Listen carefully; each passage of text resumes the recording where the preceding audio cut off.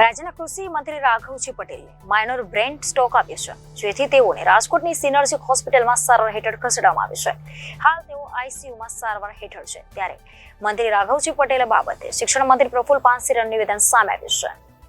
રાજ્યના કૃષિ મંત્રી રાઘવજી પટેલે માઇનોર બ્રેન સ્ટ્રોક આવ્યો છે, જેથી તેઓને રાજકોટની સિનર્જી હોસ્પિટલમાં સારવાર હેઠળ ખસેડવામાં આવ્યું છે। હાલ તેઓ આઈસીયુમાં સારવાર હેઠળ છે। ત્યારે મંત્રી રાઘવજી પટેલ બાબતે શિક્ષણ મંત્રી પ્રફુલ્લ પાનસેરીનું નિવેદન સામે આવ્યું છે। સરકારી કાર્યક્રમમાં હતા ત્યારે તેમની તબિયત લથડી હતી। તમામ રિપોર્ટ કરવામાં આવ્યા છે। અમે ઈચ્છા રાખીએ છીએ કે તેઓ જલ્દી સ્વસ્થ થઈ જાય અને ખેડૂતો માટે ખૂબ જ કાર્ય કરી રહ્યા છે। અમારી લાગણી છે કે તેઓ આરામ કરે, તેઓ ખેડૂતો માટે સતત કાર્યશીલ રહે છે, જેથી તેઓ સ્વસ્થ થઈને જલ્દી જ મંત્રાલયમાં પરત આવશે। અમારા સૌથી સિનિયર અને કૃષિ મંત્રી વડીલ મુરબ્બી રાઘવજીભાઈ સરકારી કાર્યક્રમમાં હતા અને અચાનક તબિયત નાતંદુરસ્ત હોવાથી એમને રાજકોટ હોસ્પિટલમાં દાખલ કર્યા છે।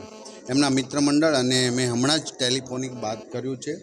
ખૂબ સારી તબિયત છે અને એમને આરામની જરૂર છે, ડૉક્ટરે આરામ કરવાનો। અને અમે હસતા ઘણીવાર હાસ્યમાં કંઈક દાદા તમે આરામ કરો, કંઈ કામ હોય તો અમને સોંપજો, પણ ખેડૂત નેતા તરીકેનો જીવ એવો છે કે આરામ ન કરે। એટલે હું આ મીડિયાના માધ્યમ દ્વારા દાદાને કહું છું કે તમે આરામ કરજો અને બાકીનું કામ અમે સંભાળશું। તમે જલ્દી સ્વાસ્થ્ય થઈને આવો। કૃષિ ક્ષેત્રના આપની જે કામગીરી છે ગુજરાતના ખેડૂતના હિત માટેની, એ ખૂબ લોકોને જરૂરિયાત છે, માટે 10-15 દિવસ મહિનો જે આરામ કરવો હોય એ બહુ જરૂરી છે। અત્યારે તબિયત એમની સારી છે અને કંઈક બીજા રિપોર્ટોની બધા જ નિકાલી અને પૂર્ણ તંદુરસ્ત રીતે સ્વાસ્થ્ય થઈ જાય એવી ગુરુ મહારાજ બજરંગદાસ બાપાને પ્રાર્થના કરી। આપની શું ચર્ચા થઈ હતી? 1 મહિના પહેલાં થોડાક આમ નેચરલ અમે બેઠા હોય ત્યારે થાકેલા હતા કેમ દાદા તમે અઠવાડિયું 10 દિવસ આરામ કરો, તો મને કામ ગણાવવા મળ્યા કે આટલું જ બાકી છે, આ કૃષિનું બાકી છે, ખેડૂતનું આ બાકી છે।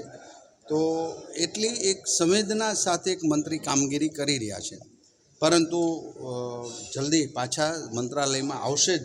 બહુ આરામ નહીં કરે એ એમનો સ્વભાવ છે। અત્યારે સારું છે એટલે ગુરુ મહારાજની કૃપા છે। Reporter Arvind Rathod, Janadesh news, Surat.